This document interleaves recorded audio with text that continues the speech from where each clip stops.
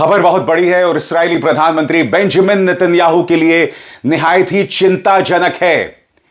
एक तरफ अमेरिका का निजाम बदलता है, डोनाल्ड ट्रंप जो हैं राष्ट्रपति बनने वाले हैं, दूसरी तरफ बेंजामिन नेतन्याहू के खिलाफ सड़कों पर प्रदर्शन शुरू हो जाता है। ये जो आप तस्वीर देख रहे हैं दोस्तों, ये तेल अवीव के आयोलान हाईवे की तस्वीर है। आप देख सकते हैं कितनी बड़ी तादाद में लोग जो हैं वो सड़कों पर उतर आए हैं। पुलिस इन पर काबू पाने के लिए आंसू गैस के गोले और पानी फेंकती है। करीब 40 लोगों को गिरफ्तार भी किया जाता है। और बेंजामिन नेतन्याहू के खिलाफ यह भीड़ सड़क पर क्यों है, इसे भी आपको समझना पड़ेगा। याद कीजिए किस तरह से बेंजामिन नेतन्याहू ने अपने रक्षा मंत्री योआव गैलेंट को बर्खास्त कर दिया था, सिर्फ इसलिए कि युद्ध को लेकर उनकी राय प्रधानमंत्री से नहीं मिलती थी, सिर्फ इसलिए कि वो प्रधानमंत्री से कह रहे थे कि पहले हम बंधकों को रिहा करवा लेते हैं। उन्हें परवाह थी इस्राएली लोगों की जान की, मगर बेंजामिन नेतन्याहू इस वक्त खुद को बचाने के लिए इस कदर अंधे हो गए हैं कि उन्होंने अपने ही रक्षा मंत्री को बर्खास्त कर दिया। और देखिए सड़क पर किस तरह से जनता जो है वो सामने आ गई है। पूरा विपक्ष इस वक्त रक्षा मंत्री योआव गैलेंट के साथ है। मैं आपको बतलाने वाला हूं इस शो में कि किस तरह की प्रतिक्रिया हमास की आई है अमेरिका के नए राष्ट्रपति पर, साथ ही अमेरिका ने किस तरह से योआव गैलेंट की बर्खास्तगी पर चिंता जताई है। मगर सबसे पहले दोस्तों देखिए क्या हालत है इस्राएल की सड़कों की। ये जो वीडियो मैं आपको दिखाने वाला हूं, यह वीडियो आयोलान हाईवे का। देखिए जनता सड़क पर है, जनता अपना विरोध दर्ज कर रही है। कई जगहों पर आग लगा दी गई है। आपके सामने बगावत की तस्वीर। Hundreds of people took to the streets of Tel Aviv in protest of Galant's firing. Israel's Foreign Minister Israel Katz will take over the position.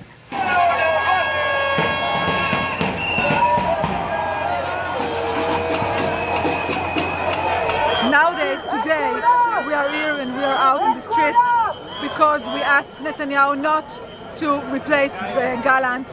We know that he's using our soldiers, he's using our kids and our sons as a present just to hold his coalition, just to keep his coalition strong. And he's using them, he's using their lives, sending them into war only to keep his coalition. We believe it has never ever been this urgent. We believe the worst threat on the very existence of the state of Israel is not posed by Iran or Hezbollah or Hamas, but by our own government. Our own government is doing whatever is within its power to destroy us from within.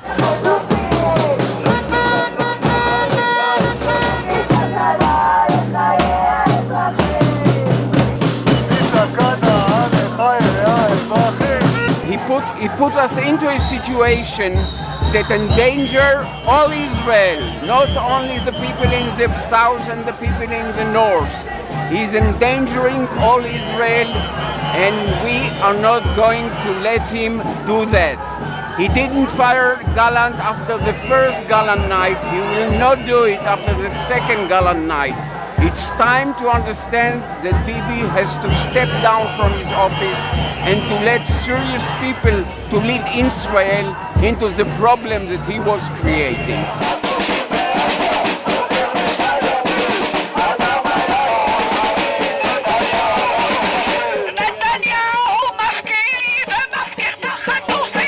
I'm here tonight because the government is again failing us. In the middle of a war, they are really firing a minister that is the only minister that we thought he cares. He cares for the people that are abducted in Gaza, and he cares for the soldiers, and he really cares for the country. Now, Netanyahu has fired him, and we feel completely helpless. इस वक्त जनता Yoav Gallant के साथ दिखाई दे रही है। Benjamin Netanyahu हर कीमत पर अपनी जान बचाना चाहते हैं। जैसे कि आप जानते हैं दोस्तों, उनके खिलाफ भ्रष्टाचार को लेकर मामले सिद्ध हैं। अगर युद्ध रुक जाता है, अगर कानूनी कार्रवाई शुरू हो जाती है तो उनका 10 साल के लिए जेल जाना तय है। इसीलिए वो युद्ध भी नहीं रोक रहे हैं। इसीलिए दिसंबर में उन्हें वहां की अदालत में जाना था, वहां से भी जाने से उन्होंने मना कर दिया है। इनफैक्ट बेंजामिन नेतन्याहू के सहयोगी, उनके साथ ही अमेरिका ने भी योआव गैलेंट की बर्खास्तगी पर चिंता जतलाई है। उनका बयान बहुत कुछ कहता है दोस्तों, और मैं चाहूंगा इस पर आप गौर कीजिए। अमेरिका का बयान आपकी स्क्रीन पर। अमेरिकी अधिकारी का बयान, रक्षा मंत्री योआव गैलेंट को इस तरह बर्खास्त करना चिंताजनक है। इस मुद्दे को लेकर हमारे मन में ढेरों सवाल है। हम जानना चाहते हैं कि इस फैसले के पीछे क्या सोच है। दोस्तों, इससे यह बात स्पष्ट हो जाती है कि इस फैसले के पीछे यानी योआव गैलेंट की बर्खास्तगी में अमेरिका का हाथ नहीं है। क्योंकि देखिए, कई ऐसी थ्योरीज हैं जो ये बतलाती हैं कि इस्राएल के साथ साथ अमेरिका भी चाहता है यह युद्ध ना रुके।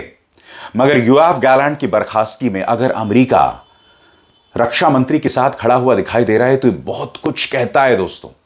और जैसे मैंने बतलाया, पूरा विपक्ष इस वक्त योआव गैलेंट के साथ है। एक एक करके विपक्ष के जो बड़े बड़े चेहरे हैं उनसे मैं आपका परिचय कराना चाहता हूं। आपकी स्क्रीन पर बेनी गैंट्स, जो कि इस्राएली विपक्ष के नेता हैं। बेनी गैंट्स का कहना है कि योआव गैलेंट की बर्खास्तगी सरासर गलत है और इसको लेकर पारदर्शिता होनी चाहिए। इस मुद्दे पर बेंजामिन नेतन्याहू को अपना इस्तीफा देना चाहिए और ऐसे मोर्चे पर, ऐसे मुद्दे पर बेंजामिन नेतन्याहू के साथ काम करना नामुमकिन हो गया है। आपके स्क्रीन पर याइर लापीद ने भी कह दिया है कि पारदर्शिता पूरी तरह से खत्म हो गई है। बेंजामिन नेतन्याहू सिर्फ और सिर्फ अपनी जान बचाना चाहते हैं, इसलिए तमाम हरकतों को अंजाम दिया जा रहा है। एक व्यक्ति जो अपनी जान बचाने के लिए अपने रक्षा मंत्री को बर्खास्त कर रहा है, युद्ध को जारी रख रहा है, स्वाभाविक सी बात है उस पर सवाल होगा। तीसरा चेहरा आपके स्क्रीन पर एविगडोर लीबरमैन ने भी कहा है कि जिस तरह से बेंजामिन नेतन्याहू इस पूरे मामले को हैंडल कर रहे हैं, देश की अर्थव्यवस्था को इसका जबरदस्त नुकसान पहुंच रहा है।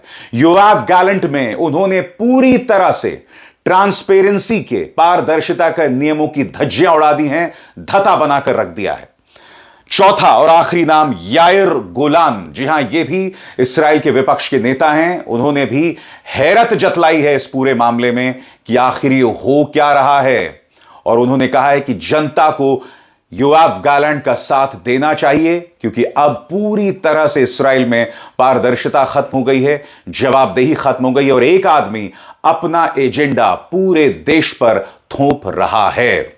दोस्तों, मैं आपको पहले भी बतला चुका हूं कि आखिर योआव गैलेंट और प्रधानमंत्री बेंजामिन नेतन्याहू के बीच में मतभेद के कौन से बिंदु हैं, और 4 मतभेद के बिंदु अगर आप पढ़ेंगे तो आप समझ जाएंगे कि बेंजामिन नेतन्याहू की नीयत क्या है। एक एक करके ये जो मतभेद हैं आपकी स्क्रीन पर। पहला, पूर्व रक्षा मंत्री योआव गैलेंट ने साल की शुरुआत में कहा था कि माहौल बिल्कुल माकूल है हमास से बंधकों की रिहाई की बातचीत करने के लिए, मगर बेंजामिन नेतन्याहू ने कहा अभी युद्ध जारी रखते हैं। जैसा कि मैंने आपके सामने सवाल उठाया था कि इस वक्त क्या जरूरी है बेंजामिन नेतन्याहू के लिए कि युद्ध जारी रहे जिसमें कई बेकसूर फलस्तीनी और लेबनानी लोग मारे जाएं, बेरूत में हजारों लोग मारे जाएं, या फिर जो इस्राएली बंधक हैं उन्हें रिहा कराया जाए। मतभेद का दूसरा बिंदु आपकी स्क्रीन पर, योआव गैलेंट ने मई में कहा था कि इस्राएल को गाजा पर शासन नहीं करना चाहिए, मगर बेंजामिन नेतन्याहू ने कहा कि ऐसा नहीं हो सकता। बकौल नेतन्याहू हमास्तान की जगह फतहस्तान नहीं ले सकता, जैसा कि आप जानते हैं कि वेस्ट बैंक पर फतह का शासन है। मुद्दा नंबर 3, जैसे जैसे युद्ध आगे बढ़ा, पूर्व रक्षा मंत्री ने कहा कि 7 अक्टूबर को इतना बड़ा आतंकवादी हमला कैसे हो गया, इसकी जांच होनी चाहिए, मगर बेंजामिन नेतन्याहू ने जांच से मना कर दिया। कहा अभी युद्ध हो रहा है, सुरक्षा में हुई चूक की जांच की कोई जरूरत नहीं है। दोस्तों, ये सुन के मुझे याद आ रहा है भारत में, याद कीजिएगा जब पुलवामा का हमला हुआ था, आज तक पुलवामा का हमला क्यों हुआ, कैसे हुआ, सुरक्षा में कैसी चूक आई। क्योंकि याद कीजिएगा दोस्तों, जब पुलवामा का हमला हुआ था तब फ्रंटलाइन की एक रिपोर्ट सामने आई थी जिसमें कहा गया था कि कम से कम 11 बार चेतावनी आई थी कि पुलवामा का हमला हो सकता था, मगर उस पर सरकार ने ध्यान नहीं दिया। यहां पर भी कुछ ऐसा ही हो रहा है दोस्तों। यहां पर योआव गैलेंट कह रहे थे कि पिछले साल 7 अक्टूबर को हमला हुआ था, उसकी जांच तो कराइए, क्यों ऐसा हमला क्यों हुआ, किसकी कमी से यह हमला हुआ। मगर बेंजामिन नेतन्याहू इसकी जांच नहीं कराना चाहते। चौथा और अंतिम बिंदु आपकी स्क्रीन पर, पूर्व रक्षा मंत्री योआव गैलेंट अमेरिका जाना चाहते थे, मगर बेंजामिन नेतन्याहू ने उन्हें जाने से रोक दिया, यह कहते हुए कि उन्हें पहले खुद अमेरिकी राष्ट्रपति से बात करना चाहिए। दोस्तों, यह उस वक्त की बात है जब जो बाइडेन अमेरिकी राष्ट्रपति थे, अभी भी हैं वैसे तो, और योआव गैलेंट जाना चाहते थे, पेंटागन में बातचीत करना चाहते थे अधिकारियों से, यानी कि अमेरिकी रक्षा मंत्रालय, अमेरिकी रक्षा विभाग से। मगर नेतन्याहू ने मना कर दिया। उन्होंने कहा कि पहले मैं बात करूंगा बाइडेन से। मना करने का कोई तुक ही नहीं समझ आता। आप फोन पर बात कर रहे हैं, योआव गैलेंट को अमेरिका जाना है, पेंटागन में अधिकारियों से मिलना है। तो ये 4 बिंदु थे दोस्तों, जो मैंने आपको बतलाया कि मतभेद के क्या बिंदु थे। इस वक्त दुनिया का जो नक्शा है, या ये कहा जाए दुनिया की राजनीति तेजी से बदल रही है। डोनाल्ड ट्रंप अमेरिकी राष्ट्रपति बनने वाले हैं। वो डोनाल्ड ट्रंप जिन्होंने ईरान के परमाणु ठिकानों पर हमले की वकालत की थी। मगर डोनाल्ड ट्रंप एक नई जुबान में भी बात कर रहे हैं। उन्होंने कहा कि दुनिया यह सोचती रही कि मैं जंगें छेड़ूंगा या जंग की शुरुआत करूंगा, मगर मैं अब सारी जंगों को खत्म करने आया हूं। यह बयान है डोनाल्ड ट्रंप का। हमास के अधिकारी ने इस पर प्रतिक्रिया दी है। आपकी स्क्रीन पर दोस्तों, यह हमास के नेता समी अबू जुहरी। हमास का बयान आपकी स्क्रीन पर। ट्रंप ने कहा है कि वो जंग रोकेंगे। हम उनके इस बयान पर उन्हें परखना चाहेंगे कि आखिर उनकी कथनी और करनी में क्या फर्क है। जाहिर सी बात है दोस्तों, यही बात जो है वो ईरान ने भी कही है। ईरान हालांकि ये चाहता था कि कमाला हैरिस जो हैं वो राष्ट्रपति बने, क्योंकि आप जानते हैं ट्रंप की नीति, ट्रंप की सोच ईरान को लेकर क्या है। हालांकि ट्रंप जैसे जैसे वक्त गुजरता जा रहा है, वो ये भी कह रहे हैं कि हम ईरान के साथ न्यूक्लियर डील फिर से शुरू करेंगे, बहाल करेंगे। याद कीजिएगा 2015 में जो न्यूक्लियर डील बराक ओबामा ने शुरू की थी, उसे ट्रंप ने आते ही, जब वो पहली बार राष्ट्रपति बने थे, डील को खत्म कर दिया था।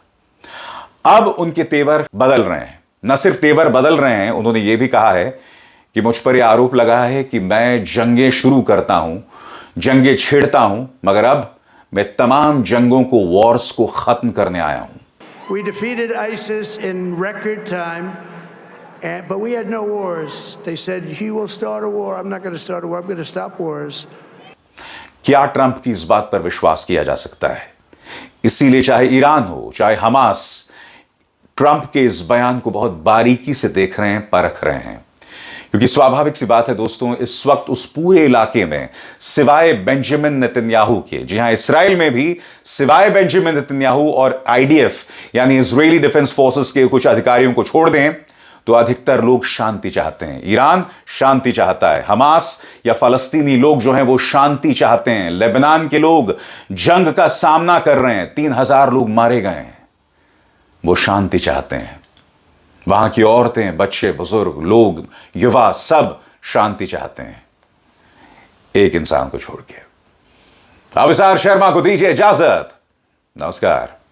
स्वतंत्र और आजाद पत्रकारिता का समर्थन कीजिए, सच में मेरा साथी बनिए। बहुत आसान है दोस्तों, इस ज्वाइन बटन को दबाइए और आपके सामने आएंगे ये 3 विकल्प, इनमें से एक चुनिए और सच के इस सफर में मेरा साथी बनिए।